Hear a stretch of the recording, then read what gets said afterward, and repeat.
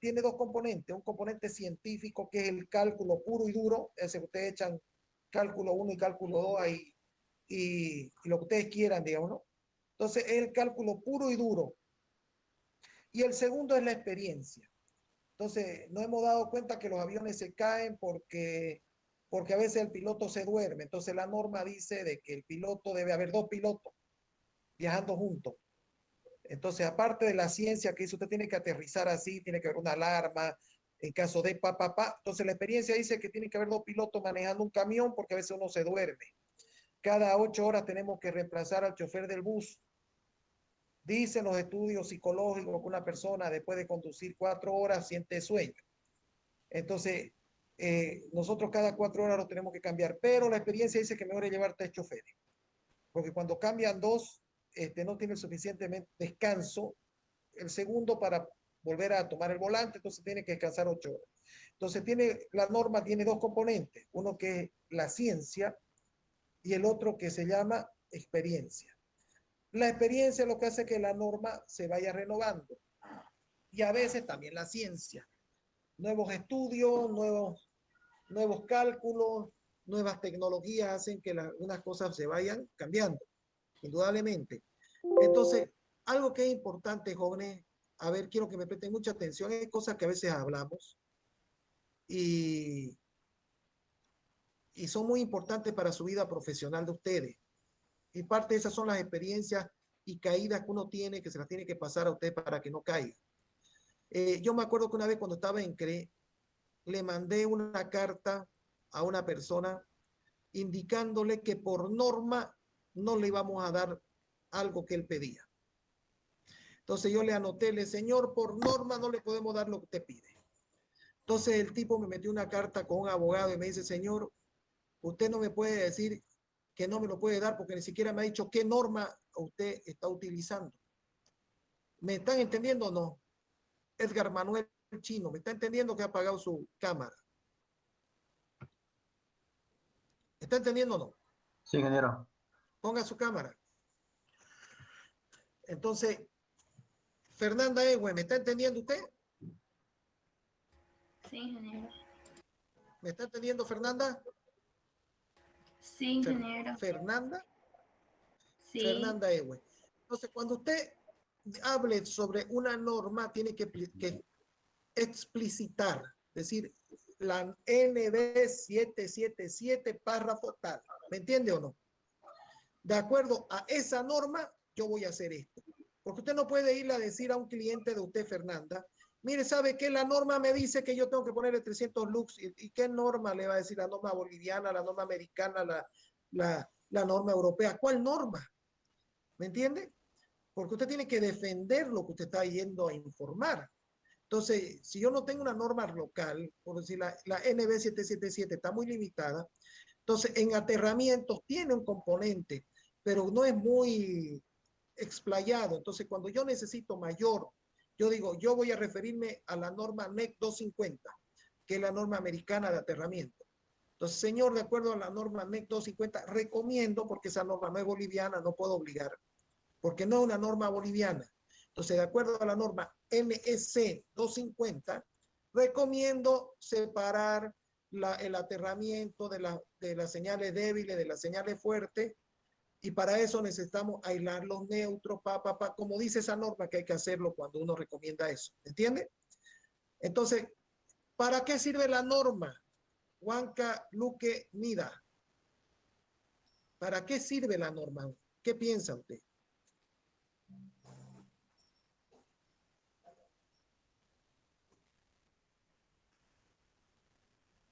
¿Para qué sirve la norma?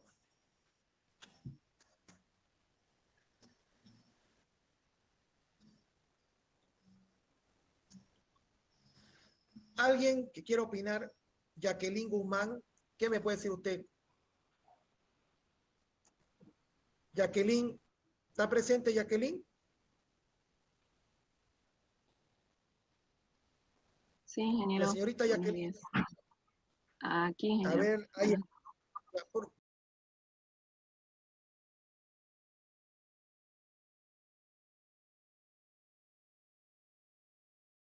Poner límites de algo. Muy bien, para enriquecer esta respuesta, las normas están diseñadas para proteger a nuestro cliente y al profesional o a los profesionales. Entonces, al beneficiado y al que lo realiza el cálculo, estudio o ejecución. ¿Por qué? Porque la norma rige un parámetro de buenas prácticas o constructivas o de diseño. Entonces, cuando usted dice, yo me respaldo con una norma, si se le cae un puente, usted dice, yo estoy respaldado por esta norma, no es mi culpa. Yo lo calculé bien. Se habrá caído porque el que lo ejecutó mal. Pero yo en el estudio que hice, lo calculé bien porque yo estoy respaldado por una norma. Entonces, irán a ver si el constructor también realizó las buenas prácticas constructivas, verificando el estudio y haciendo que se cumpla el cálculo. Entonces, si Fernanda Ewes hace un layout productivo y le va mal, entonces va a decir, yo lo hice el diseño, yo no fui y lo implementé. Entonces, las buenas prácticas de diseño dicen que yo tengo que regirme una norma. Yo me he regido a la norma tal en industrial, que no la conozco, la norma industrial. Entonces, de acuerdo a esa norma, yo he hecho lo que debo hacer. Si alguien se accidentó es porque no ha cumplido la norma, pero yo he hecho lo que debo hacer al mandar mi estudio. ¿Me entiende, Luis Cosío? ¿Me entiende? Sí, ingeniero. Juan Pablo Limpia, ¿qué Sí. le gustó lo que le comenté? Juan Pablo, ¿está ahí? Sí, ingeniero. Entonces, cuando usted hable de normas, tiene que referirse a cuál norma. Se habla de norma Entendí muy bien. hasta norma de vida, digamos, no está una norma de vida, ¿de dónde? Yo lo tomo de la Biblia, de tal versículo, tal capítulo, porque yo cuando hablo de algo tengo que decir de dónde lo saco. Esa norma que puede ser de vida, que puede ser científica, que puede ser profesional. Bueno, jóvenes, continúe. Entonces, me he demorado acá porque este es el punto más importante. Entonces, esta es la iluminación, antiguamente, o iluminancia, llamada iluminación. Continuamos. La iluminación o iluminancia tiene sus magnitudes, ya vimos que está en lux. Aquí vemos algunos ejemplos. Luna llena, 0,2 lux, o sea, esa es la luz que nosotros tenemos en luna llena. El ojo humano necesita arriba de 5 lux para poder empezar a ver y para poder caminar sin caerse arriba de 15 lux. O sea que con luna llena no podemos caminar, podemos algo percibir, pero no nos sirve. Iluminación de emergencia de escape, un lux, indudablemente esa no nos sirve para caminar, nos sirve para guiar en una dirección, así que calles bien iluminadas, de 15 a 25 lux, ya se lo había comentado, la norma boliviana, la NB 777, habla de 15 lux. Los dormitorios, si usted no va a estudiar en un dormitorio, de 70 a 100 lux, oficina de uso general 500 lux, la boliviana dice 300. Pero si usted va a tener una oficina, ilumínese bien, que eso le va a proteger la vista. Sala de dibujo y cartografía 1000 lux. Ya no existen las salas de dibujo, y ahora existen las salas donde existen las computadoras, donde se hacen los dibujos, que están los 1000 lux. Quirófano, aquí nos vamos a detener, jóvenes. Los quirófanos de 15.000 a 25.000 lux, es como la luz solar en pleno día, a las 12 del mediodía. Entonces usted cuando está operando necesita mucha luz, no puede perderse los detalles, porque si no, no va a ser una operación exitosa. Después tenemos la luminancia o brillo, esto es otra cosa totalmente distinta. El primero tenía que ver con la superficie de trabajo, no con el manantial luminoso, foco o pantalla. Era la superficie de trabajo. Entonces yo tenía, ¿cuánta luz me lleva a mí? Superficie de trabajo. Esta tiene que ver con el manantial luminoso, que puede ser directo o indirecto. Entonces aquí vamos a anotar la iluminación. Y una que se ve muy similar se llama luminancia. Luminancia. Antiguamente llamado brillo. Antiguamente llamado brillo. Y tiene que ver con el manantial luminoso. Directo o indirecto.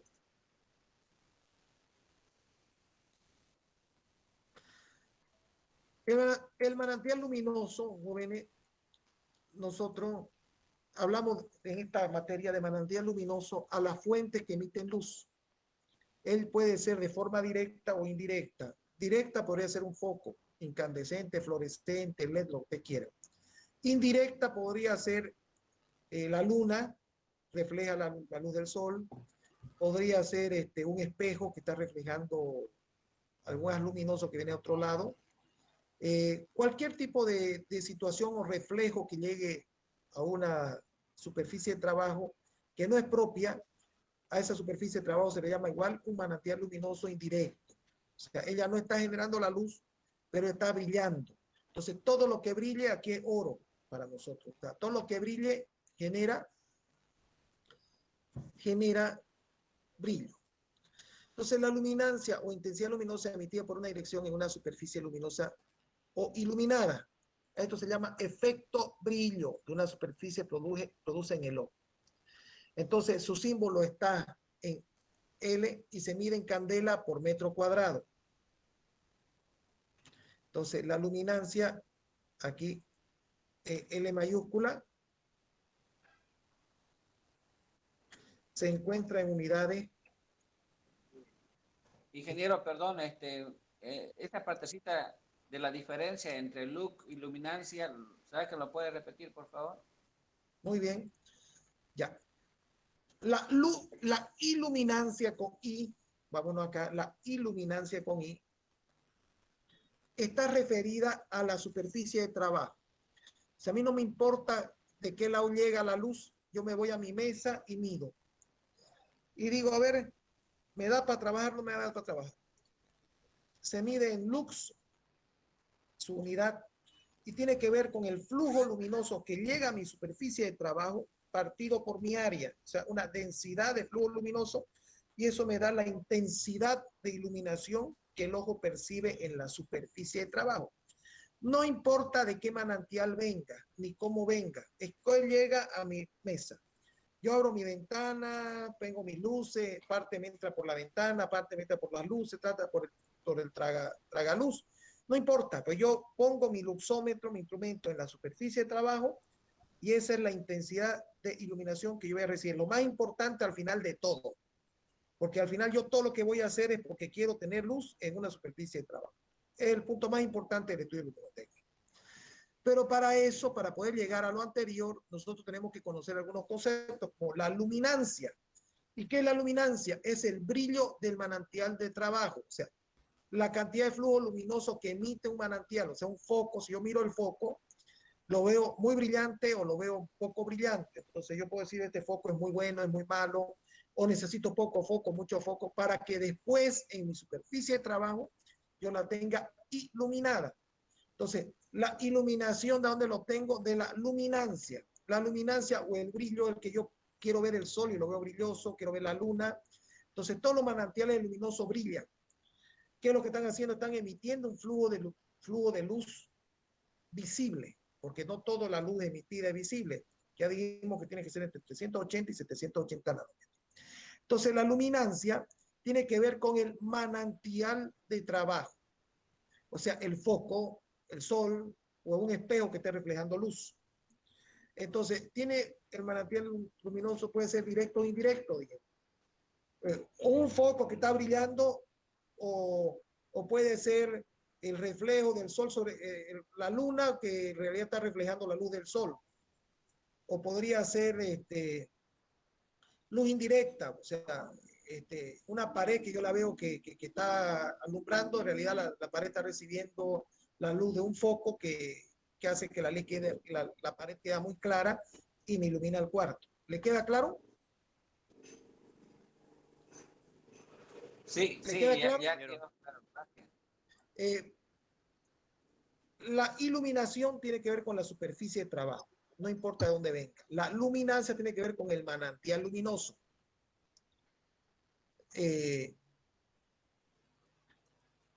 eso va a determinar si hay poca luminancia en un manantial, tendré que poner muchos manantiales para que mi iluminación en mi superficie de trabajo sea la adecuada.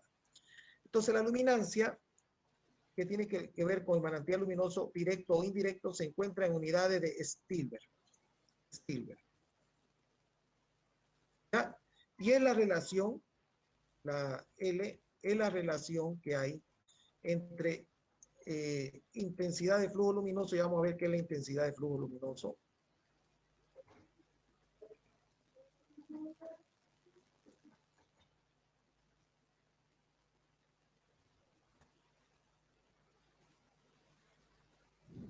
Partido por la superficie del manantial.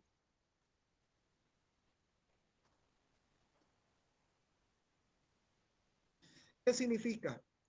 Si yo tengo harto brillo, pero el manantial es muy grande, veré poca densidad. Si tengo harto brillo en un puntito muy pequeñito, digo, que cómo brilla ese puntito, digamos, ¿no? Entonces, y esto está en unidades de Stilbert o ST. Stilbert. Ya vamos a ver, aquí nos estaría faltando ver qué es esta, la intensidad luminosa, que la tenemos que definir. La vamos a definir, Dios mediante, hoy día. Entonces obtenemos, con esto tenemos la luminancia.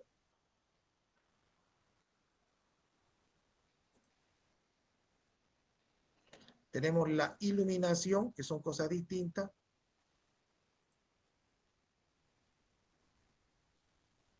Y la luminancia. Seguimos con la materia. Entonces, tiene que ver, el Stilbert tiene que ver con la intensidad luminosa, que no lo hemos mencionado, ¿qué es la intensidad luminosa? Que lo vamos a definir como una definición puntual ahora, por metro cuadrado o por área. Entonces, la luminancia es la intensidad luminosa emitida en una dirección por una superficie luminosa o iluminada. Bueno, aquí ya nos hemos adelantado y estamos hablando de la intensidad luminosa. Vámonos acá. Entonces, acá dijimos esto de la intensidad luminosa, que ahí no lo está mencionando, pero lo está tomando en su definición final y la vamos a definir nosotros como intensidad luminosa. Y apellido del manantial es la del foco, sea directa o indirecta. Entonces, esta es la intensidad luminosa.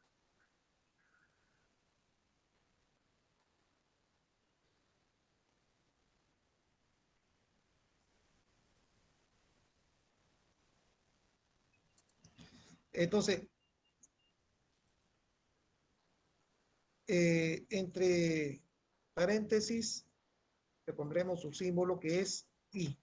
Que ahí todavía no, más adelante la vamos a volver a ver. I, ¿ya?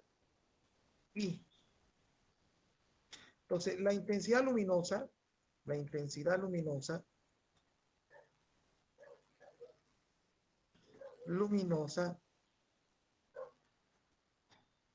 se encuentra en unidades de candela.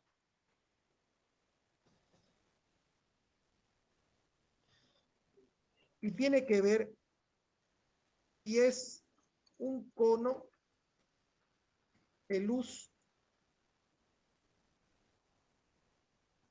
emitido en una dirección dada. Es un cono de luz esteroradián.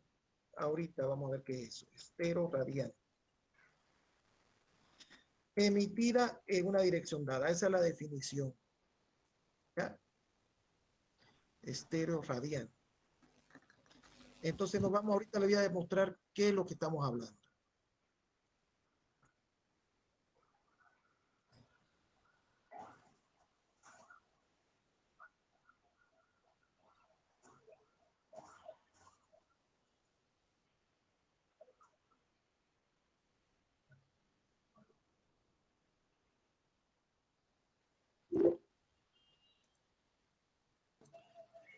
Ya, jóvenes, acá les voy a mostrar qué es lo que les quiero decir con la intensidad luminosa.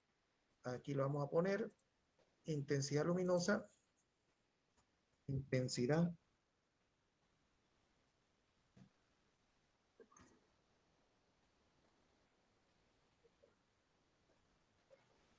Intensidad luminosa.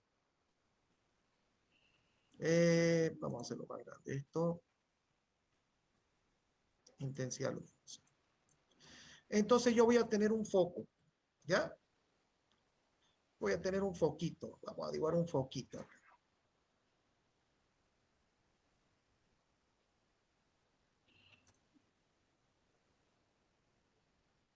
Ahorita, déjenme dibujar un foquito. Entonces yo voy a tener un foquito.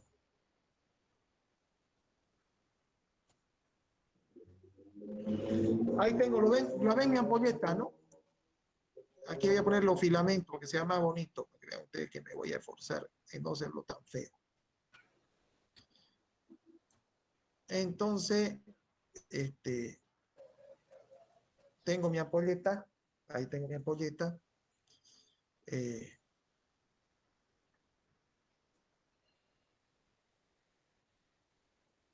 Tengo mi ampolleta acá. Vamos a ponerle aquí.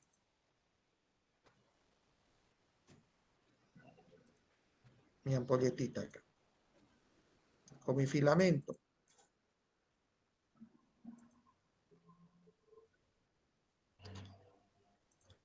¿Lo ven mi foco, no? ¿Lo ven o no lo ven mi foco? Entonces, no es el mejor foco del mundo, seamos sinceros. El foco, ese es un foco común. Ahí está. Ese es mi foco.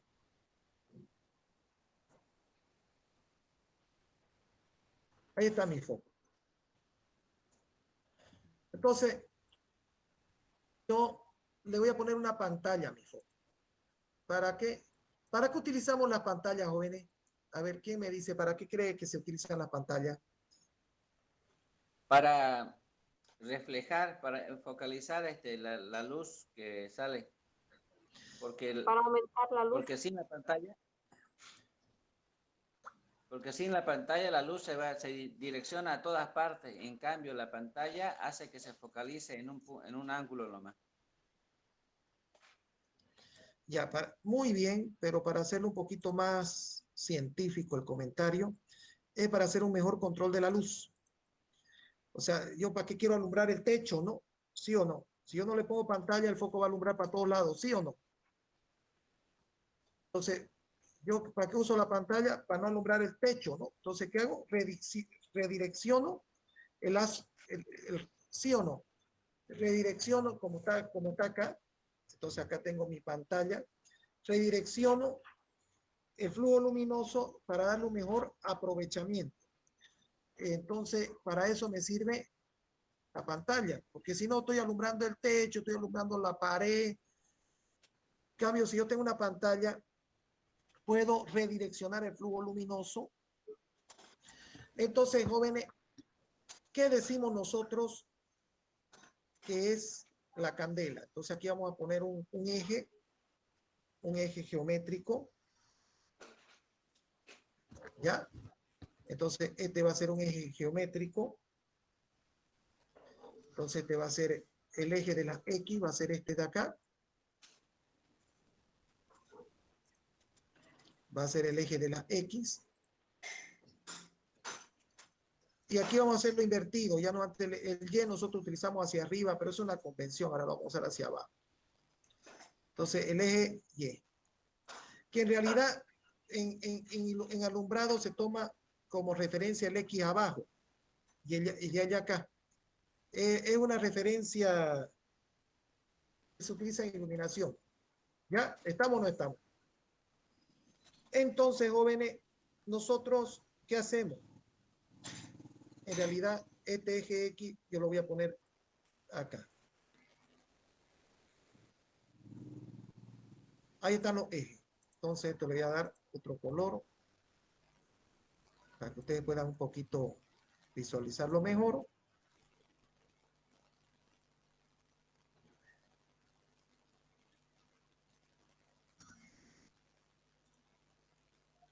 Entonces,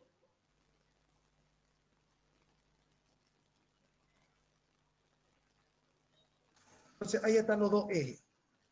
Entonces, ¿yo qué digo? Yo voy a sacar un conito acá. Entonces voy a sacar un cono. Esta es mi superficie de... Este es mi mirador. Acá está mi superficie de mirada. Entonces voy a sacar un conito de acá.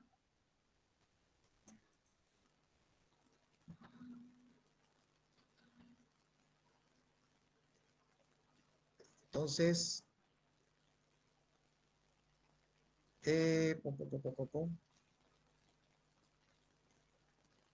quiero que lo entiendan bien porque esto es bien importante.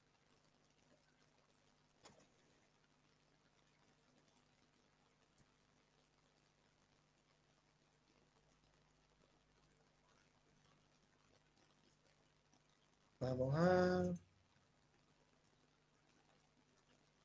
darle una vueltita.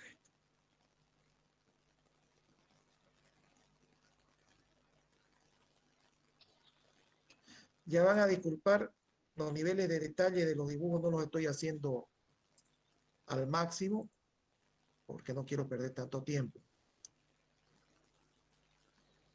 Todos deberían aprender a utilizar AutoCAD porque es mucha cosa, ¿no? Entonces, vamos a hacer una cosita acá. Presten atención. Entonces, acá vamos.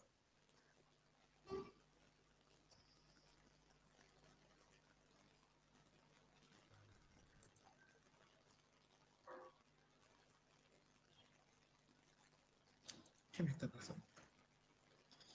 Ahorita.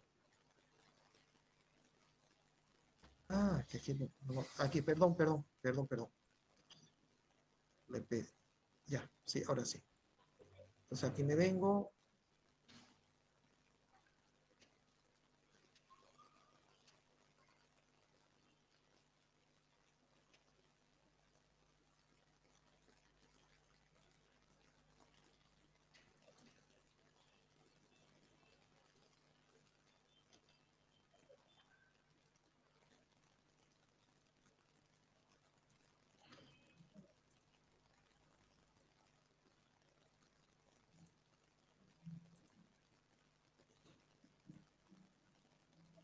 Claro.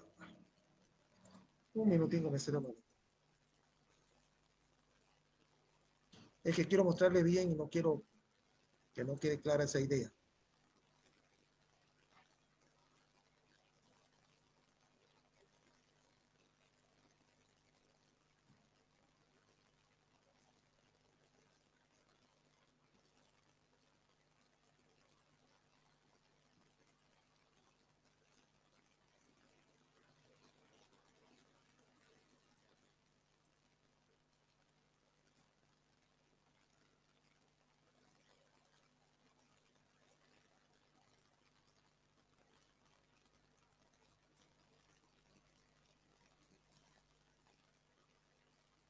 Ahora sí.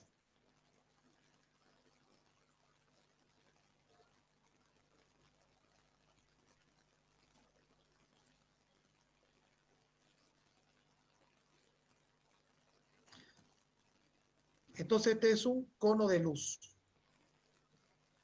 Ese es un cono de luz. Esteroradián. ¿Qué significa esteroradián? Significa esteroradián. ¿Quién ha escuchado hablar de un esteroradián?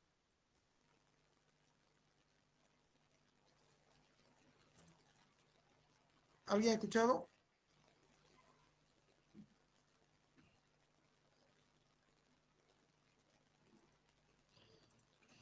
Que el cono tiene un radián de ángulo interno. Entonces,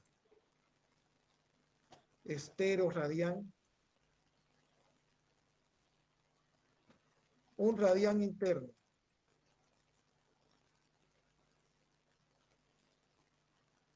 Ángulo.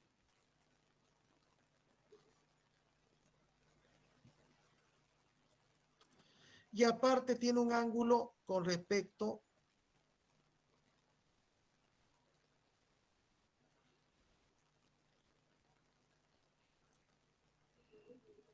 a este.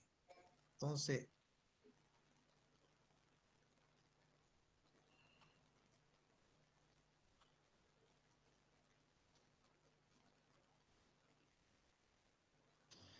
acá le vamos a poner un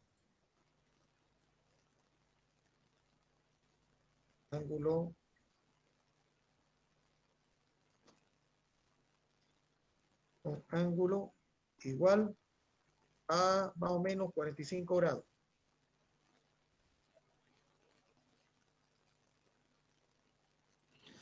¿Lo están entendiendo, jóvenes? Tenemos un haz de luz que está en una dirección a 45 grados del eje X, que tiene un estero radián, o sea, un cono que tiene un radián interno.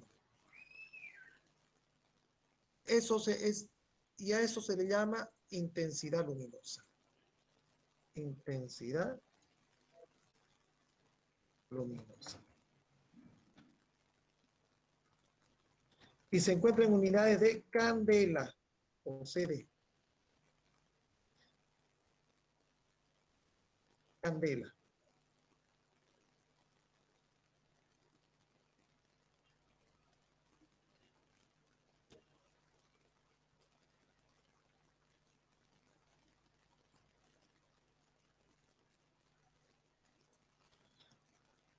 Candela, intensidad luminosa. Ya está. ¿Me van entendiendo ese dibujo, jóvenes? Eso es. Entonces, ¿qué significa? El fabricante me entregará una curva ángulo a ángulo donde mira cómo es la intensidad o brillo de esa luminaria, de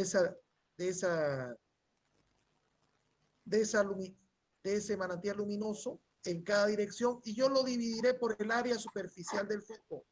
Si el foco es muy grande, tendrá poco brillo. Si el foco es muy chico, tendrá mucho brillo. En comparación a la intensidad luminosa por dada.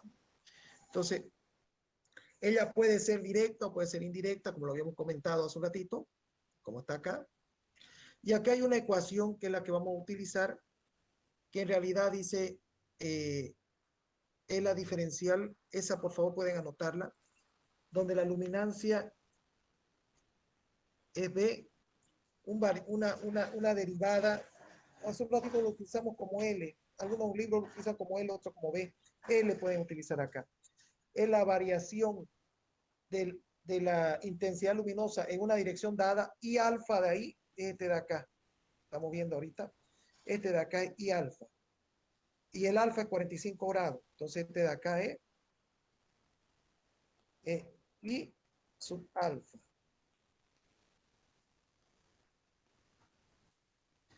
¿Y el alfa cuál sería?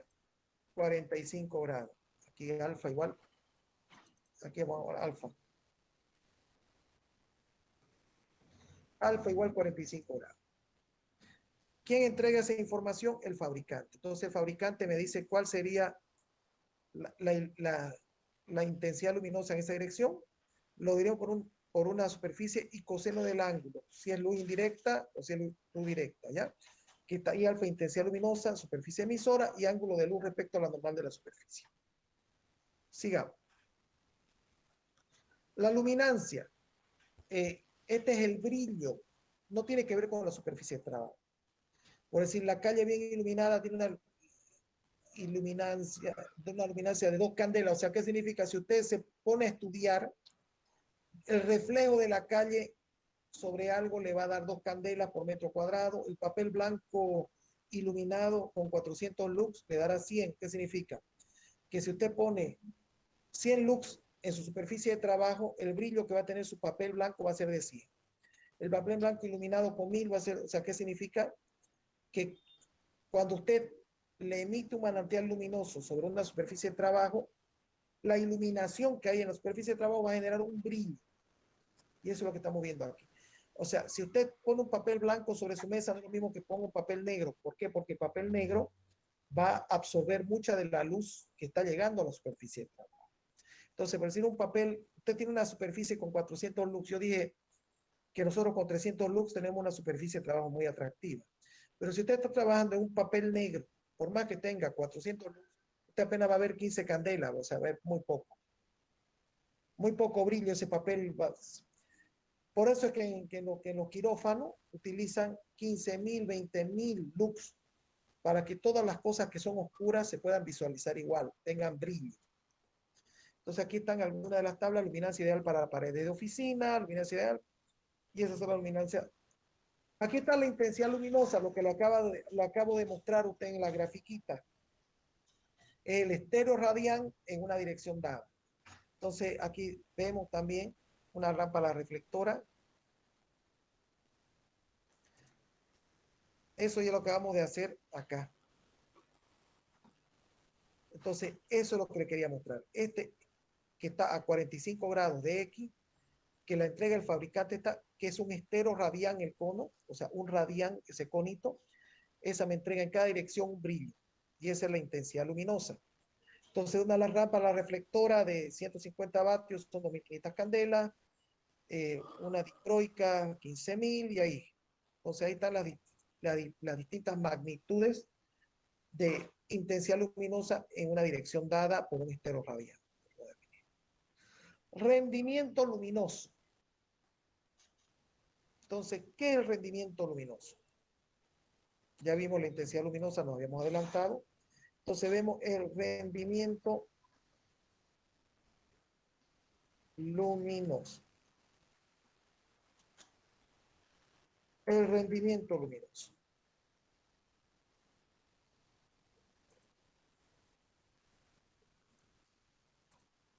Entonces, es la eficiencia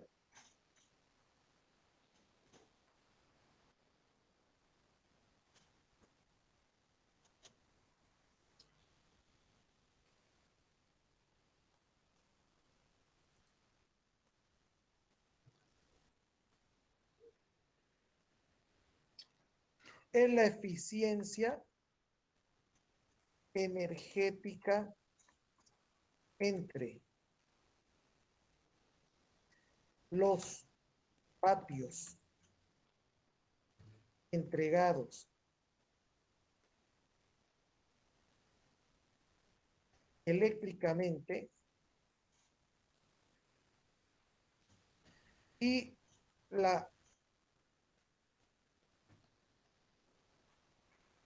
el flujo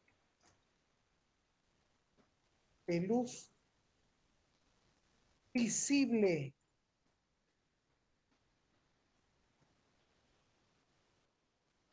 total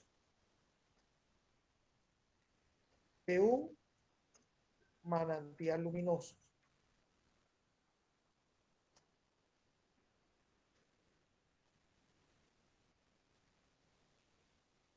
Este rendimiento, ver con qué con qué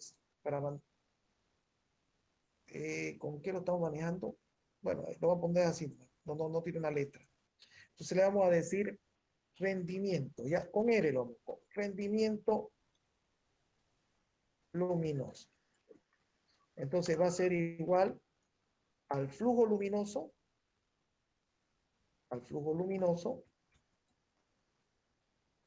que se encuentra. ¿En qué dijimos que se encontraba el flujo luminoso? ¿Jóvenes? ¿En qué dijimos que se encontraba el flujo luminoso? Candela. No. Esa es la intensidad luminosa. El lux. Lúmenes.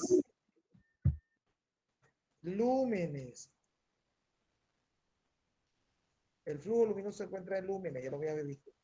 Y eso dividido entre la potencia eléctrica. ¿Alguna duda de eso?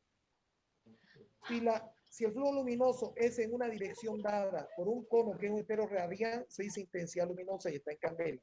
Pero el flujo luminoso total de un foco, que lo hemos definido acá arriba en la iluminación, como el delta del flujo luminoso partido por la superficie. En realidad acá sí debimos haber puesto, eso va a ser igual a lúmenes partido por metro cuadrado, por área. Entonces, el flujo luminoso se encuentra, el flujo total, no es un estero radial en una dirección dada, eso es candela. Entonces, ejemplo, eso es importante. A ver, por favor, jóvenes, apaguen su micrófono. Ejemplo. María José, tu micrófono.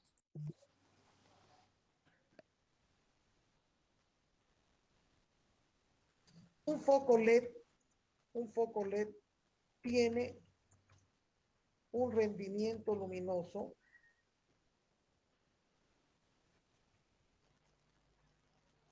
que, se va a poner rendimiento luminoso LED va a ser igual a, en realidad va de,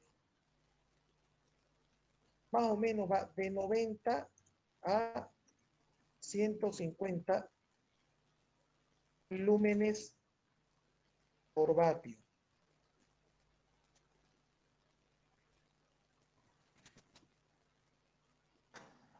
¿Es bueno que sea 90 o que sea 150? ¿Cuál es mejor de los dos?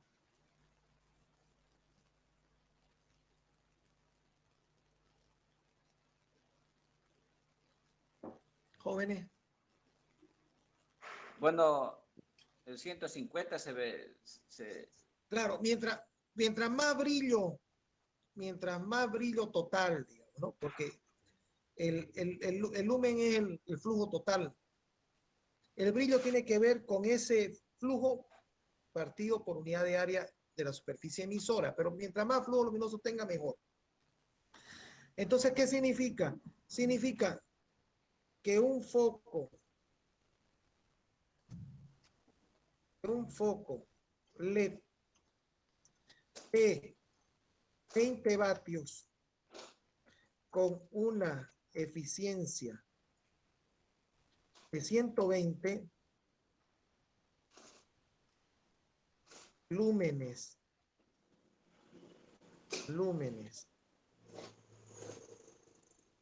partido por vatio, tendrá un flujo luminoso total,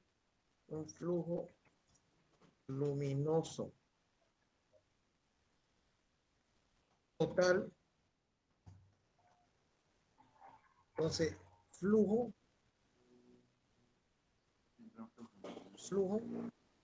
va a ser igual a 20 vatios por 120.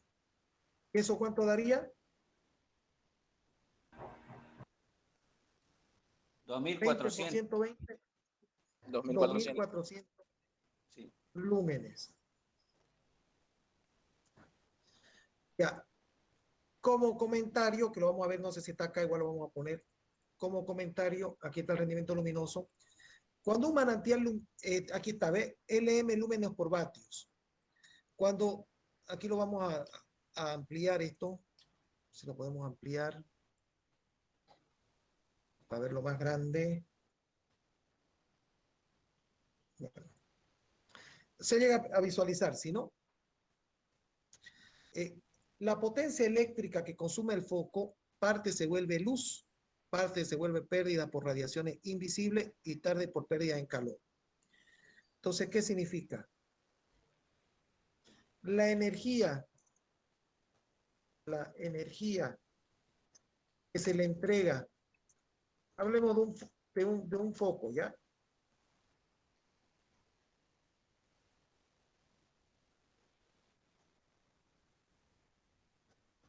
Se utiliza. ¿En qué se utiliza? 2 puntos. 1, luz no visible. ¿Me sirve esa luz, jóvenes? ¿Me sirve esa luz? No. No. Hablemos de ultravioleta infrarrojo, o sea, que está fuera del espectro,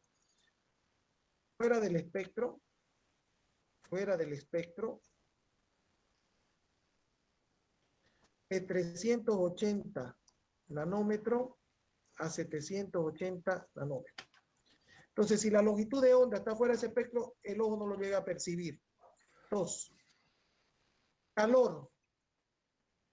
¿Qué significa calentamiento?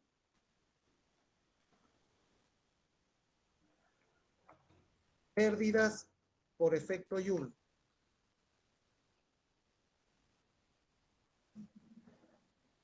Y otros.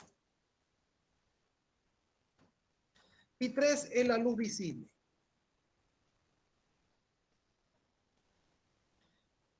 Flujo visible. Flujo visible de luz. Eso está en lúmenes.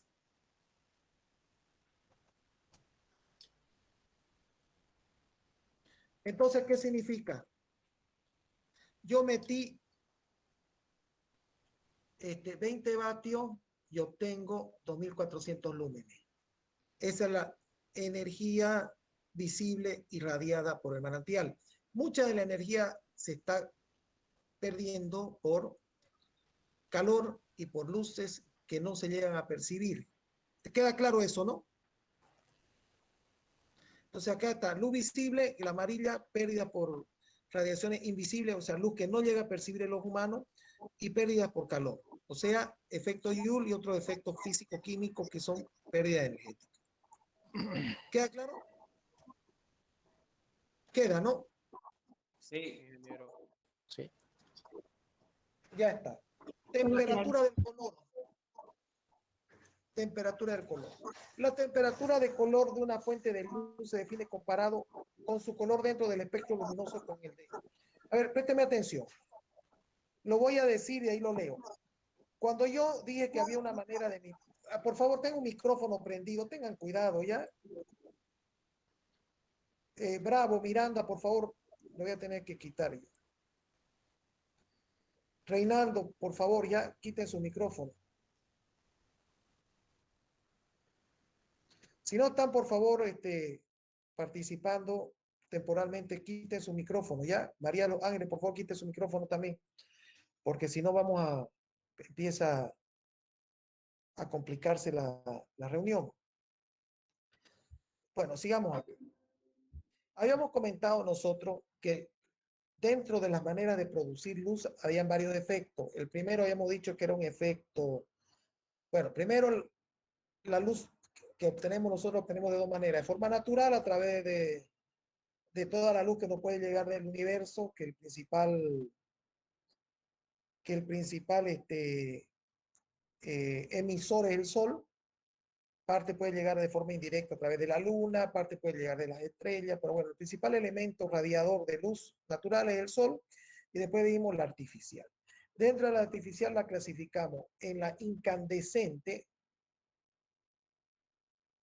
dijimos la fluorescente o descarga gaseosa, la descarga gaseosa dentro de la fluorescente, y después dimos la electrónica, que es la más moderna, que es la LED, que es la juntura de dos semiconductores 1N, 1P, que al circular corriente a través de esta juntura genera luz, que es una manera electrónica de producir luz. Dentro de esa manera dijimos que era la incandescente. ¿Y cómo es que se lograba luz? Dijimos que todo cuerpo a partir de los 500 grados, 480, algunos dicen, empiezan a emitir luz, y se habla del famoso cuerpo negro de Kirchhoff, que lo hemos utilizado en las dos ecuaciones de resolución de circuito. Entonces, ¿qué dice? Un cuerpo negro, al calentarse, irradia luz. ¿A partir de cuánto? De los 500 grados. Pero a medida que se va calentando, va radiando distintas longitudes de onda. Entonces, ahí viene la temperatura del color. Entonces, nosotros, ¿qué hacemos? Cualquier manantial luminoso frío, hablemos sea de descarga gaseosa o LED, comparamos el espectro luminoso radiado en longitudes de onda en comparación a un cuerpo caliente. Entonces, por eso se habla de temperatura del color. Entonces, si nosotros calentamos a 1800 grados el cuerpo negro, obtenemos ese color. Si nosotros lo calentamos a 5500 grados, obtenemos una luz muy blanca. ¿Lo están viendo ahí en la gráfica, jóvenes? Sí, ingeniero. Entonces, si yo caliento un pedazo de metal que pueda soportar esa temperatura, o un gas, si yo ese gas lo caliento a 5000 grados, voy a obtener luz blanca, pura. Si lo caliento a 12000 grados, voy a obtener una luz media celeste. 16.000 grados, casi le vamos a llegar al violeta y 1800 grados al rojo. Antes que ese color se llama el infrarrojo y después de ese color se llama el ultravioleta. Ya no son longitudes visibles que puedan excitar la retina del ser humano para que pueda generar visión. Entonces, a eso se le llama la temperatura del color. Entonces, cuando usted ve una luminaria, dice esta luminaria 5.000 grados, no es que esté la luminaria a 5.000 grados, se compara a un cuerpo negro calentado a esa temperatura. Se habla de luz cálida, luz fría, pero en realidad no tiene nada que ver con la temperatura. Se habla de luz fría cuando es muy blanca, luz cálida cuando es amarilla. Daría la sensación de una vela, digamos, no muy romántico, una vela no llega a obtener temperaturas muy altas, una vela, entonces siempre está bordeando los 1800 grados en la mecha. Entonces, indudablemente esas son las temperaturas. Entonces, luz cálida más cerca al rojo, luz fría más cerca al violeta. ¿Dudas sobre eso, por favor, jóvenes? Eso es bien importante. ¿Dudas sobre eso?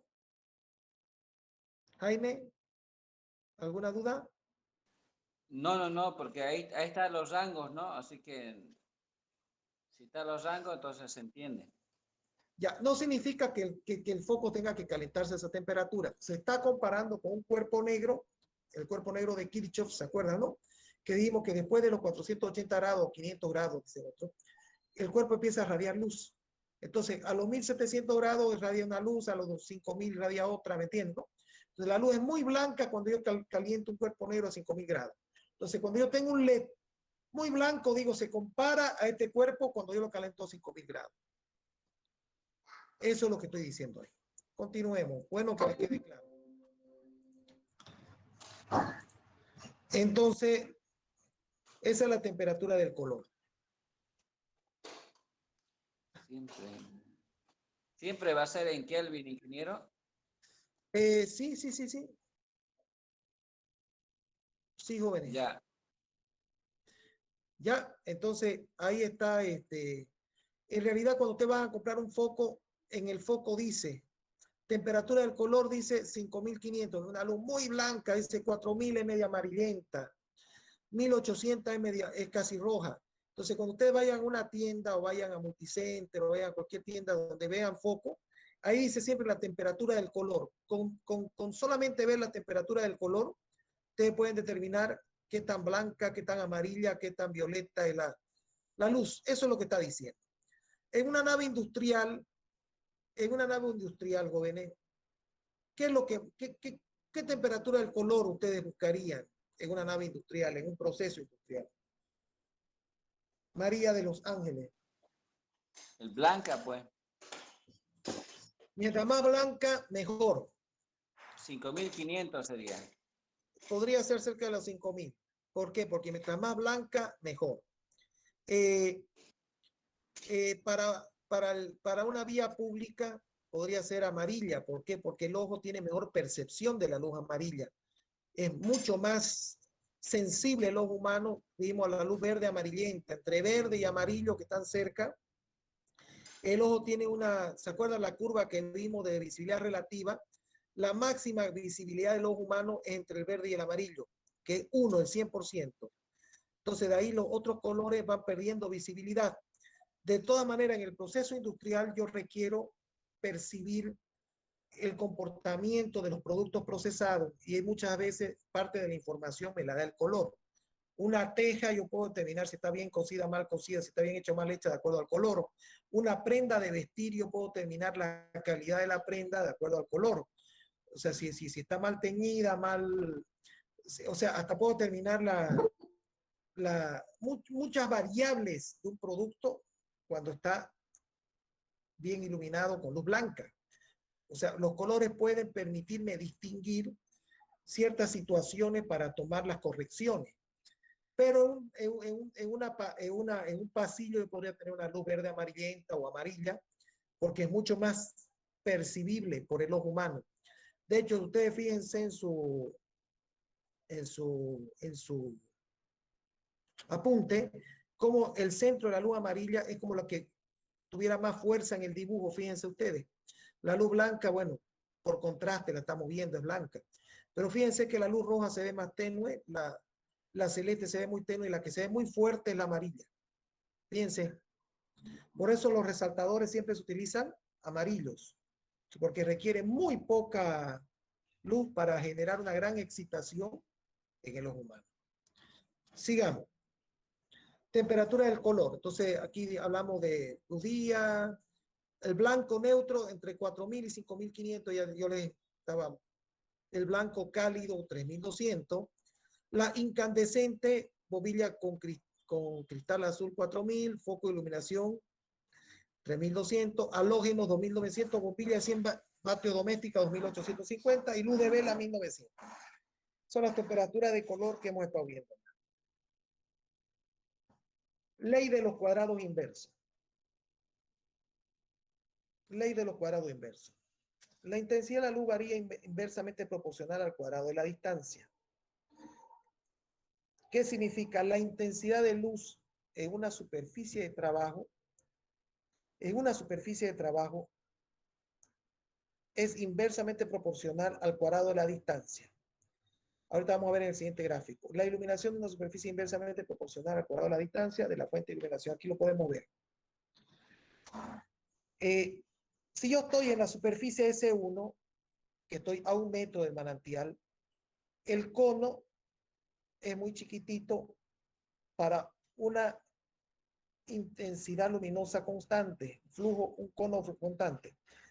Entonces, si yo tengo 100 lúmenes en esa superficie pequeñita, tendré mucha más densidad de flujo luminoso. Si estoy a 2 metros, fíjense que el cono se hace mucho más grande. Entonces tengo la misma intensidad luminosa, pero en un cono mucho más ancho, entonces mucho más grande, una superficie más grande, entonces tengo menos densidad. Y a 3 metros tengo 9 cuadritos, ahí lo pueden ver. Entonces por eso se dice que es inversamente proporcional a la distancia al cuadrado. ¿Van entendiendo eso? ¿Van entendiendo o no? Sí. Sí, ingeniero. Lo voy a hacer acá. Ingeniero. Voy a hacer para que me puedan entender. Voy a crear un cono acá. Voy a crear un cono. ¿Ya? Quiero que me entiendan bien. Voy a crear un cono. Muy importante eso y vamos a discutir algunas cosas aquí.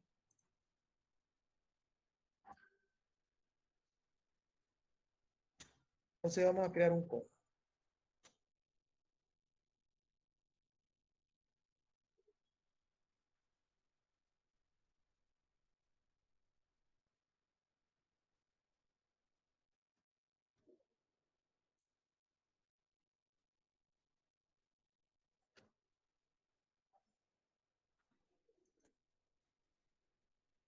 Entonces hemos creado un cono. Aquí está el foco.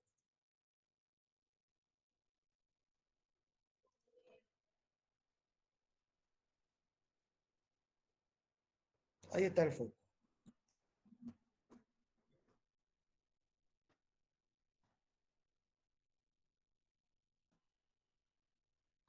Ahí está el foco.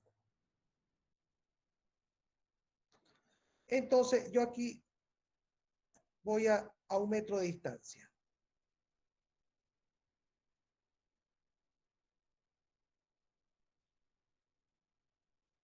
A 1 metro de distancia.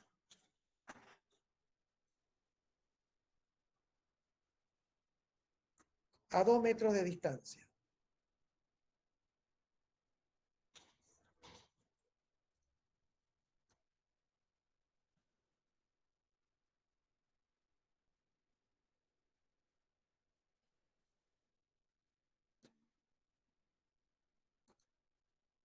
A 2 metros de distancia.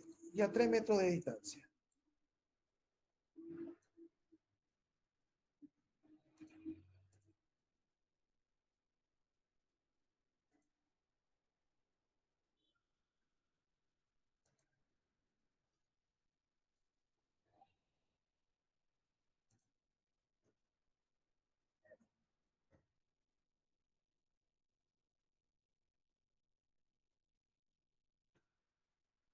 Entonces, fíjense, jóvenes.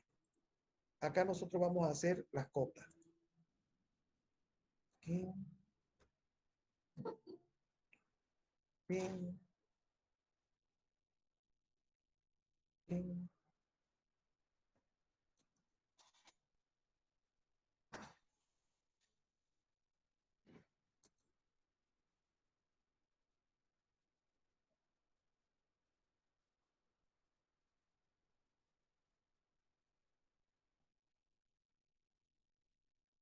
Esperen un segundito. Pum, pum, pum, pum, pum.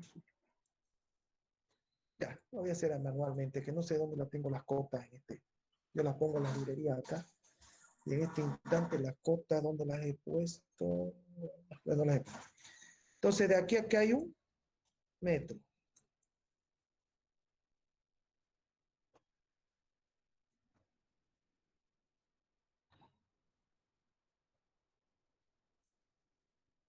De aquí a aquí hay otro metro. Y de aquí a aquí hay otro metro. Vamos a suponer que está bien hecho eso. Entonces, un metro.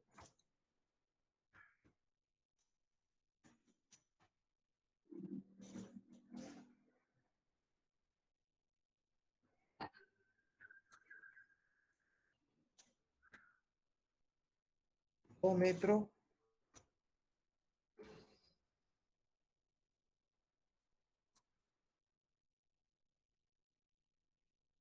Esa es la distancia que hay al manantial, no es entre ella y ella, ¿no? Es la distancia total, ¿no? Porque entre ella y ella hay un metro. ¿Estamos? ¿Me van entendiendo, no? Es la distancia total al manantial. Entonces, el flujo es constante acá. Entonces, ¿qué significa? El flujo total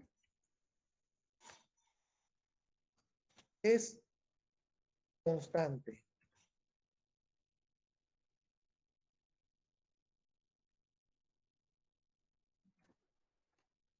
Y va a ser igual a FT, vamos a llamarle.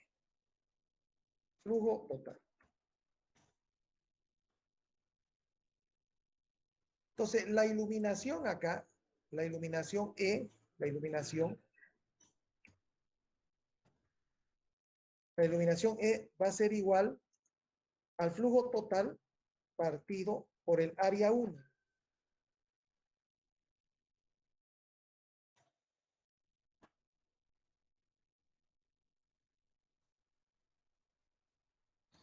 Aquí va a ser el flujo total partido por el área 2.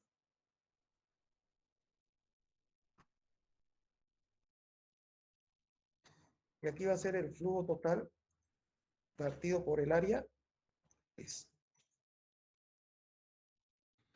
¿Me están entendiendo, jóvenes? El mismo flujo ese en un conito chiquitito queda muy bien iluminado porque tiene poca área.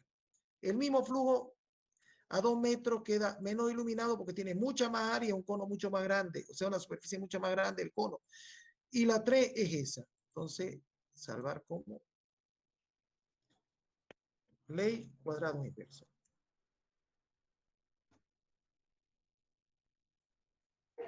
Y no se olviden que el área del cono, el área, es igual a pi por radio al cuadrado.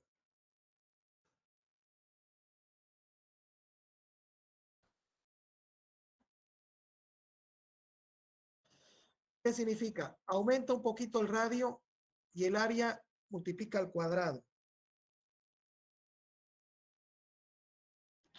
Aquí lo hacen obviamente el alumno emite conos cuadrados, es una manera de simplificarlo. Y aquí muestran cómo el mismo flujo luminoso se puede distribuir en el S1, en el S2 o el S3. Entonces, a medida que se va alejando, va perdiendo densidad de flujo luminoso. Ahora, jóvenes, en una planta industrial, ¿qué tengo que hacer yo? ¿Estar muy alto, muy bajo? ¿Qué tengo que hacer? ¿Me convendría estar a 1 metro, a 2 metros, a 3 metros? ¿Qué pasa entre la distancia del manantial luminoso con la superficie de trabajo?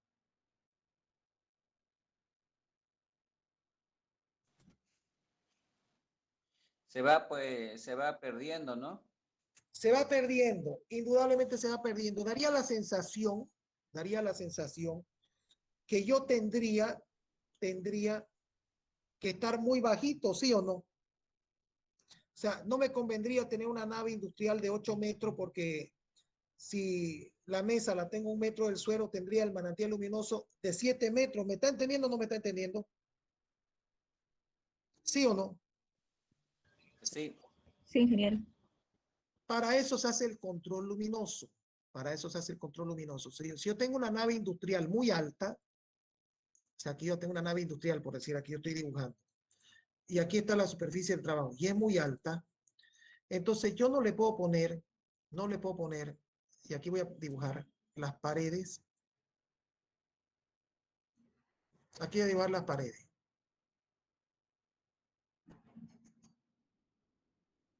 Entonces yo no puedo poner un haz luminoso así.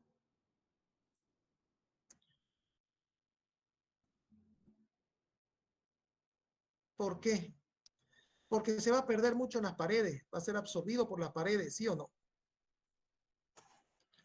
Y aquí abajo está mi superficie de trabajo. ¿Qué tengo que hacer entonces? ¿Qué tengo que hacer si mi techo es muy alto para que mi cono al fondo sea lo más delgado posible? Tendríamos que colgarlo, ¿no? Colgarlo. Tendríamos que poner pantallas que direccionen el flujo luminoso muy pequeñitas arriba, ¿me entiende? Entonces, ¿qué significa? Este ángulo de acá tiene que ser muy chiquitito de la pantalla. Entonces, esa es la pantalla. Entonces, yo tengo esa pantalla. Si la tengo muy alta, tengo que tener una conicidad muy pequeña. ¿Me están entendiendo o no? Entonces, ¿qué voy a lograr con ese cono tan pequeño? Voy a lograr tener un haz luminoso acá, que va a ser desde acá hasta acá. ¿Lo están viendo, no?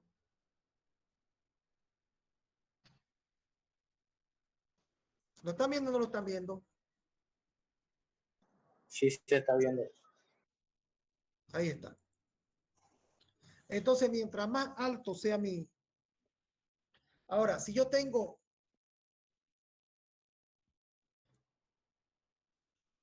varias luminarias, entonces yo tendré que poner la otra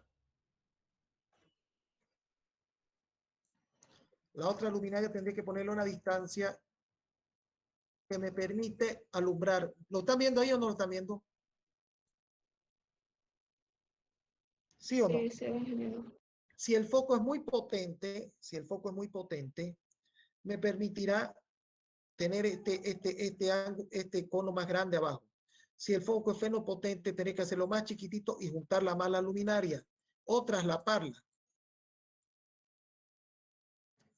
Entonces, ¿yo qué puedo hacer ahí? Por decir, si el cono no me cubre, yo digo, la traslapo. Para que la suma de una y otra me cubra. Normalmente siempre el centro tiene mayor iluminación que los contornos. Entonces, yo podría traslapar la luminaria para que me vaya cubriendo el alumbrado. ¿Me están entendiendo, jóvenes? Ahí están 3 luminarias en una nave. Sí, se entiende. Entonces, si este foco es muy grande, este cono siempre en el centro es mayor, ya van a ver en la curva de distribución que nos da el fabricante. Entonces, si el foco es muy poderoso, entonces yo puedo separar las malas luminarias. Entonces digo, bien, lo separo un poquito más para que no se traslapen. No necesito traslapar porque cada una cubre. Entonces, entre luminaria y luminaria van a estar más separadas. Ahora, mientras más alto el techo, ahora, ¿qué pasa si yo tengo un techito muy bajo? Si yo tengo un techito muy bajo, entonces, ¿qué pasa? Si aquí está mi techo y acá está mi otro. Entonces, puedo tener un cono más ancho de la pantalla. ¿Están entendiendo? Entonces, dependiendo la altura que yo vaya a instalar una luminaria, tendría que utilizar esta teoría para saber qué iluminación me va a llegar aquí al fondo, a los 3 metros. Ingeniero, una pregunta. Sí, consulte. En el anterior gráfico, donde ponía varios focos en forma paralela ahí, ¿cómo se sabe si vamos a traslaparlo o vamos a ponerlo a un lado nomás?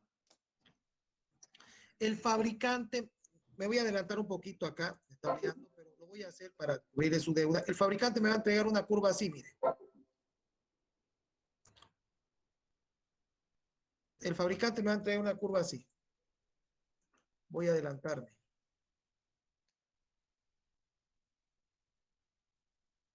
Me está haciendo adelantarme usted. Así, ¿la ve esa curva? Sí. Entonces, con esta curva de acá, yo puedo calcular cuál va a ser el flujo luminoso debajo. El fabricante, aparte de esta curva, me va a dar unas tablas. Fíjense, hay una pantalla. ¿La ve? Hay una pantalla con sus curvas aquí abajo. ¿La ve con pantalla? Fíjese esta de acá. Entonces, él me va a indicar para cada ángulo cuál va a ser mi iluminación. Entonces, yo de acuerdo a eso voy a poder calcular la iluminación punto a punto. Si esa me falta, voy a tener que poner una luminaria más cerca para traslaparla para que me pueda cubrir.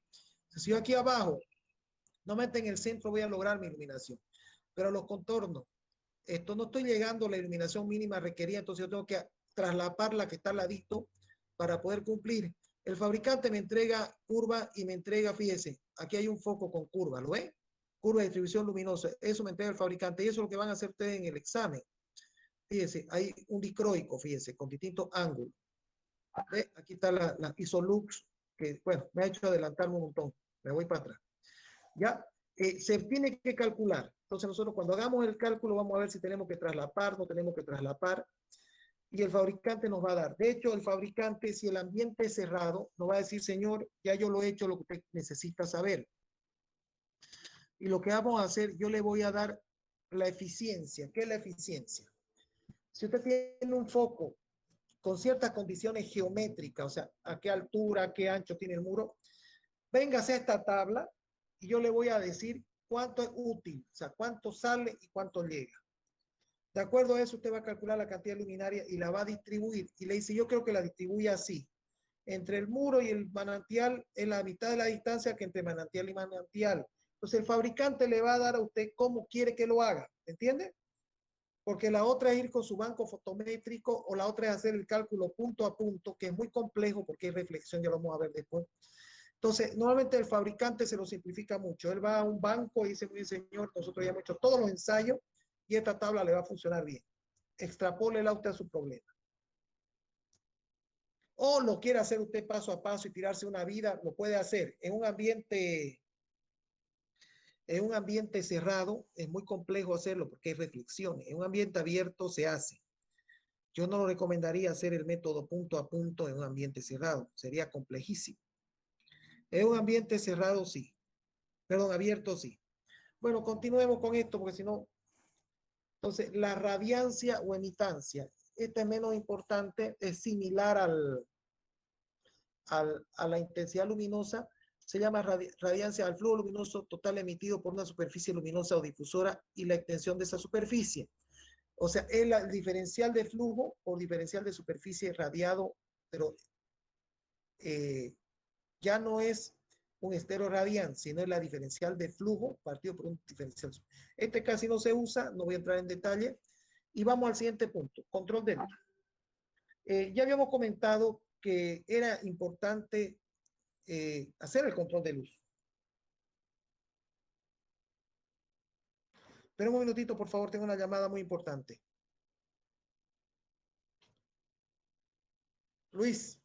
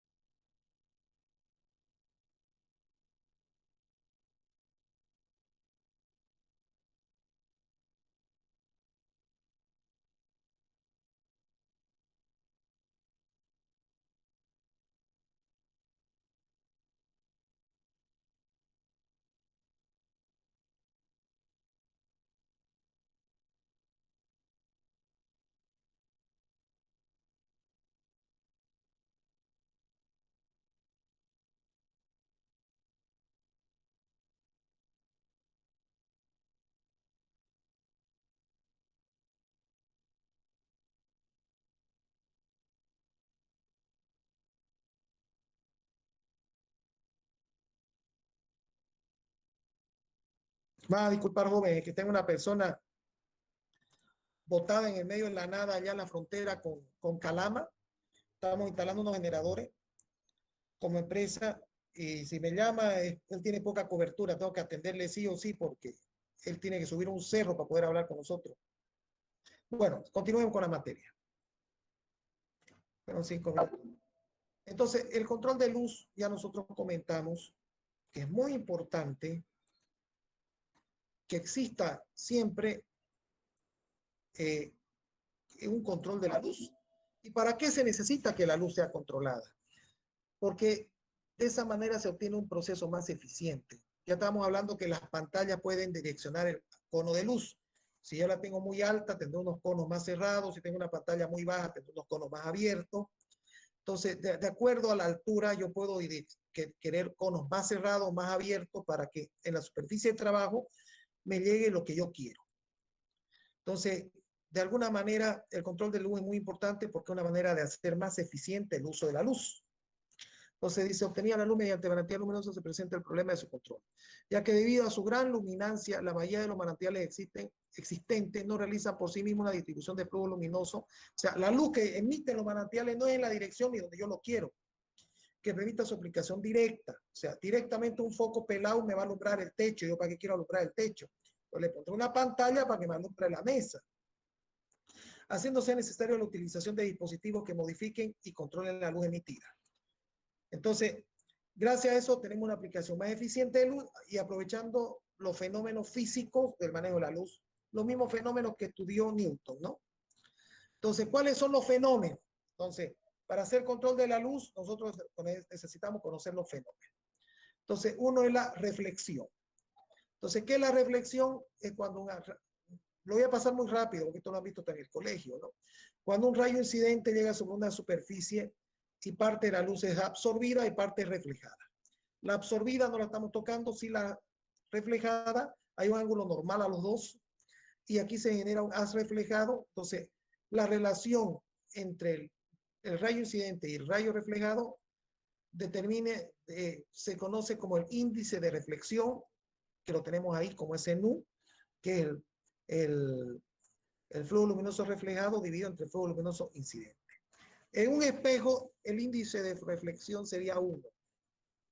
En un muro blanco puede llegar a ser hasta 80%. ¿Qué significa? Si usted tiene una pared blanca, muy limpia, la luz que llega a la pared, el 80% será reflejado, el otro 20% será absorbido, y esa absorción que se transforma en calor. Entonces yo en las ciudades calientes recomiendo siempre tener muros blancos, para que no calentemos más la casa y requiramos mayor potencia de aire acondicionado o mayor energía en aires acondicionados. Entonces, reflexión. Dentro de la reflexión tenemos en superficie lisa y rugosa, también ahora vamos a hablar del ángulo de incidencia y el color de los rayos incidentes. Muchas veces parte de la energía que se absorbe son ciertas longitudes de onda. O sea, cuando yo tengo una pared roja, ¿qué es lo que hace el haz luminoso? Entra todo el espectro de colores y solamente permite reflejar la longitud de onda que excita al ojo para que podamos percibir un rojo. O sea, el resto de las longitudes del espectro quedan absorbidos y se transforman en calor. Entonces, eso es lo que está diciendo ahí. Aquí vimos el control de la luz. Hay dos maneras de verlo. Una es la especular, que es la rayo incidente, el rayo reflejado, y la difusa cuando las superficies son rugosas, que se emite en todas las direcciones. Reflexión de la luz, aquí vemos un ejemplo, cómo ese cerro se puede reflejar en el lago. Qué hermosa foto. Refracción. Refracción tiene que ver con el proceso de cambio de dirección que sufre un haz luminoso al cambiar de medio. Entonces aquí estamos viendo del aire al agua. Entonces parte de la luz que incide al cambiar de medio reflejada, y aquí se puede ver los dos efectos, está la normal, rayo incidente, rayo reflejado, y parte de esa luz penetra, absorbe el agua o continúa viaje, digamos, es un elemento de conducción, pero el cambio de medio hace que la dirección cambie. Este fenómeno es utilizado en la fibra óptica. Siempre la luz trata de seguir el medio más denso. Entonces siempre la fibra óptica tendrá un medio más denso que el aire. Entonces usted podrá curvarla y la luz irá siguiendo todas las curvas sin ningún problema. Y ahí está el índice de refracción, que es seno de 60 menos I partido por seno de R. Entonces ahí está el ángulo con respecto a la normal del rayo reflejado, el I es el ángulo incidente con respecto a lo normal, y el R el ángulo de la normal con respecto al rayo refractado, y ahí obtenemos el índice de refracción. Entonces, resumiendo, la luz al cambiar de medios cambia de dirección, y ahí hay un índice. Ahí se ve un fenómeno del lápiz, cuando se mete dentro del agua se lo ve torcido porque cambia de dirección.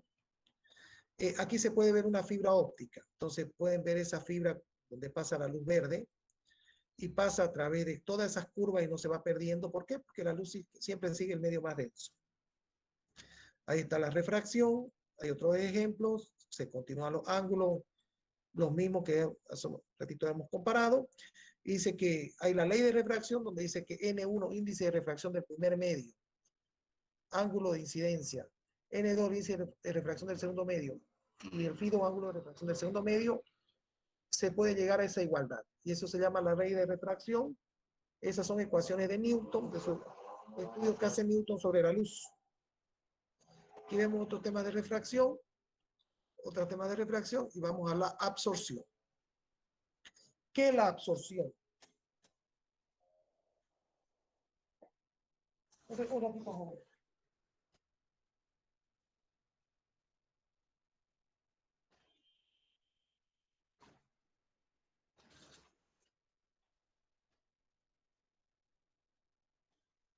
¿Cómo dijo, ingeniero?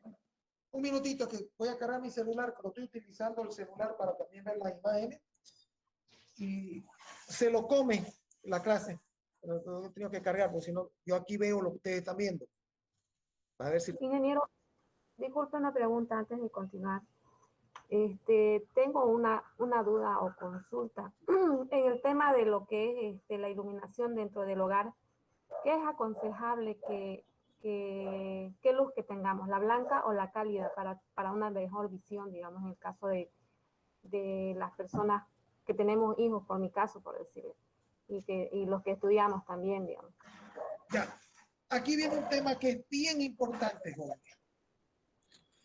La luz que yo necesite está en función del uso que le voy a dar.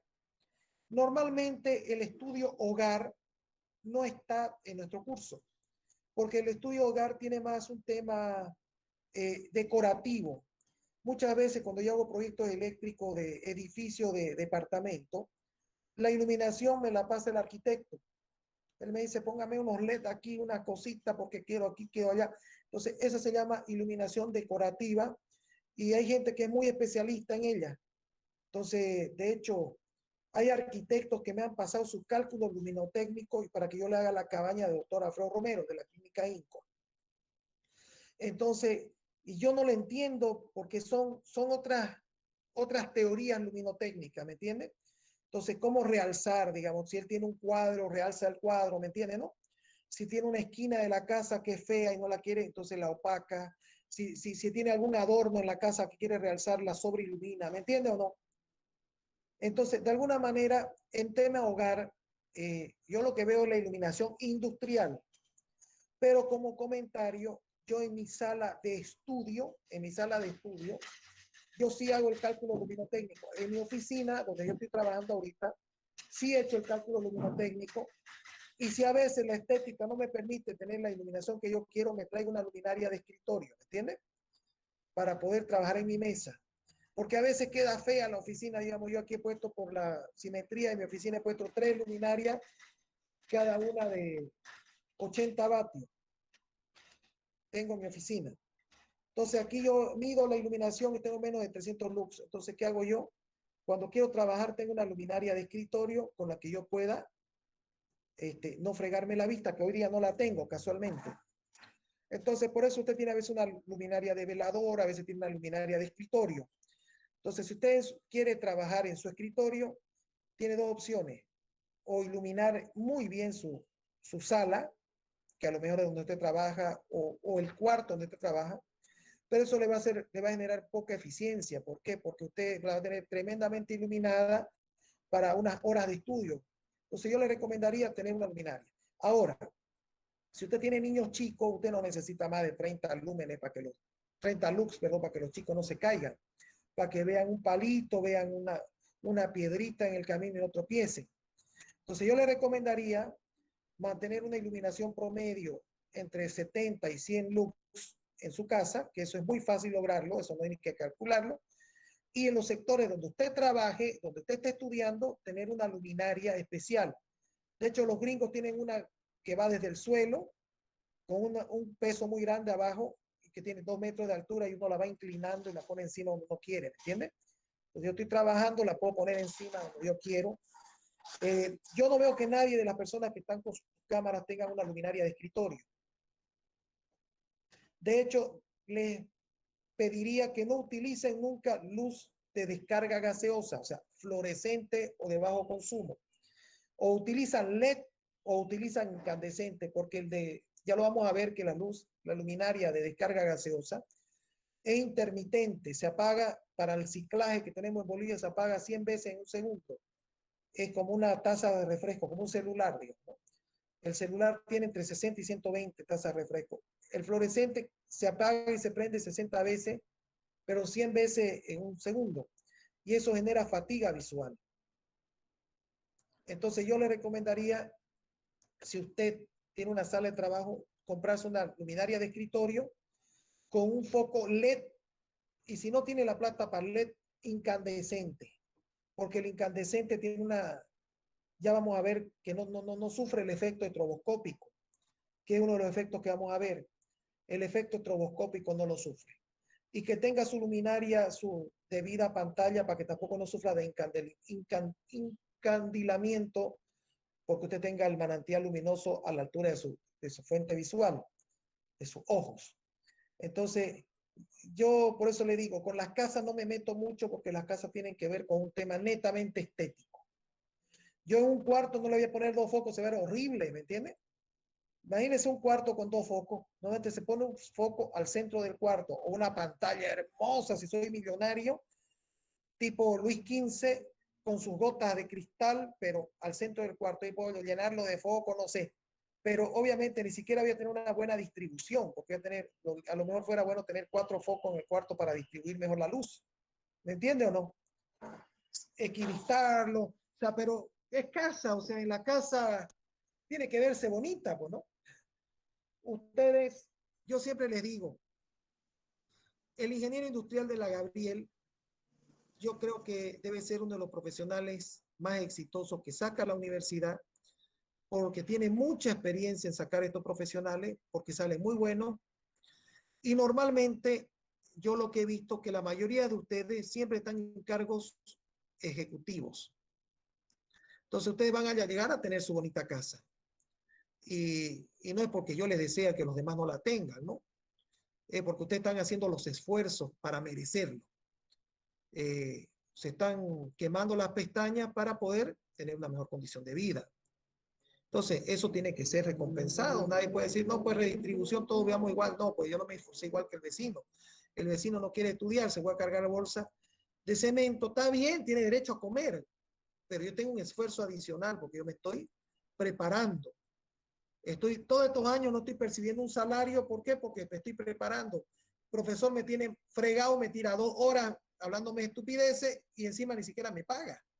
En cambio, yo me voy a un jefe que me hable lo que quiera, pero al final y al cabo me va a pagar. O sea, cuando digo lo que quiera, siempre yo estoy hablando de temas morales, ¿no? Cuando yo hablo, que me hable lo que quiera, por favor, todas las cosas que yo hable siempre nunca las van a tergiversar. Yo soy una persona de valores cristianos profundos. De hecho, yo soy cristiano, soy evangélico. Entonces, todas las cosas que diga, por favor, las van a tomar siempre por el lado bueno. Ya no me van a malinterpretar. Siempre para mí, tienen que valer los valores cristianos, ¿no? Respeto, decencia, comportamiento. De hecho, yo con mis hijos que ya son adultos, yo le hablo mucho sobre hasta la sexualidad, que debería ser solamente en el matrimonio y solamente con un esposo o una esposa. No existe para mí otra, digamos, ¿no? Yo antes no era cristiano, yo también fui pecador, digamos, pero ahora como cristiano, yo a mis hijos, que tengo uno de 20 años, le digo, hijito, yo no es posible, al final vos sos adulto, pero la sexualidad es para el matrimonio con la esposa. A mi hija que tiene 15, cuando usted se case con su esposo, esa es la que Dios quiere, la que Dios preparó. No voy a juzgar a nadie, pero esa es la que yo creo, ¿no? Pero de todas maneras, continuamos con la materia. ¿Dudas? ¿Más dudas? Señorita Gaby, ¿alguna otra duda? Gracias, ingeniero. No, está claro. Entonces estábamos acá, la absorción de luz. Entonces hemos dicho que cuando hay un rayo incidente, va a haber un reflejado y parte será absorbido. Si la luz se sigue propagando, será transmitida. Si la luz no se sigue propagando, va a ser absorbida. Hace rato vimos la difracción porque la luz se sigue propagando de un medio a otro. O sea, sigue conduciéndose la luz. Pero una pared ya no conduce luz. Entonces, ¿qué hace? La absorbe y genera calor. Entonces, aquí estamos viendo cómo yo estoy viendo la reflejada en amarillo con rojo. El resto de los haz luminosos de los incidentes quedan absorbidas por, entonces aquí estamos viendo 2, 4, 6 haces que son absorbidos y 4 que son reflejados. Entonces, el incidente tendrá 10 haces luminosos, o sea, 10 distintas longitudes de onda, de las cuales 6 son absorbidas, 4 son reflejadas. Y esas combinaciones de colores reflejados serán las que percibe nuestro ojo. Entonces, esa es la luz absorbida. Acá estamos viendo rojo, como digan, todos los colores son incidentes sobre un color rojo, todas son absorbidas menos el rojo, en el verde todas son absorbidas menos el verde, o sea, así como se genera la sensación de color que puede percibir nuestro ojo. Aquí vemos otro dibujo de absorción de calor, de color, aquí vemos cómo llega toda la luz blanca que tiene todas las longitudes de onda del arco iris, llega al tomate, todo es absorbido por el tomate y es reflejado solamente la que nosotros podemos percibir. Transmisión. Ya vimos que en la difracción parte de la luz era incidente, parte era reflejada, parte era difractada. Si ella continúa propagándose, se dice también que hay el fenómeno de transmisión. Eso puede ocurrir a través de un vidrio. Si el vidrio es liso, será una transmisión directa o difusa si el vidrio es especular. O puede ser, digamos, el cobertor del freno trasero de un vehículo tiene una luz especular para que se vaya irradiando de forma difusa cuando usted frene. Entonces está la transmisión directa y la transmisión difusa. Entonces la luz al pasar un medio transparente se puede seguir transmitiendo. Si el medio continúa existiendo, o sea, como el agua, aquí estamos viendo un vidrio que pasa y pasó, ¿no? Si el medio continúa existiendo, va a haber cambio de dirección. ¿Y qué dirección va a seguir la luz? El medio más denso. Transmisión de luz, aquí estamos viendo la selectiva, aquí como un filtro, una gafa. La gafa es difusora, o sea, no es lisa, y encima filtra parte de la luz. Entonces, parte quedará absorbida por la gafa, se transformará en calor. Aquí vemos algunos ejemplos, no voy a entrar en muchos detalles, pues, física 1, colegio y todo lo que ustedes han visto. Y hasta aquí vamos a quedar, jóvenes. Representación gráfica del cálculo luminoso. De aquí, esto es lo que el fabricante nos va a entregar para que nosotros empecemos a hacer nuestro cálculo luminoso. A partir de la siguiente clase ya vamos a enseñar cómo hacer cálculo luminoso a través de las curvas y datos que nos entrega el fabricante. Eso sería, jóvenes. Quiero que me hagan un favor. Quiero que me pongan presente todas las personas que están presentes. Nombre y presente, ya por favor. Tienen 5 minutos, yo salgo. El que no quedó, no quedó y perdió la lista. Porque yo ahorita voy a salvar quienes están presentes. Peter, por favor, no puso apellido. No está el apellido en su. Por favor, las personas que ya van poniendo presente y salen, pueden retirarse.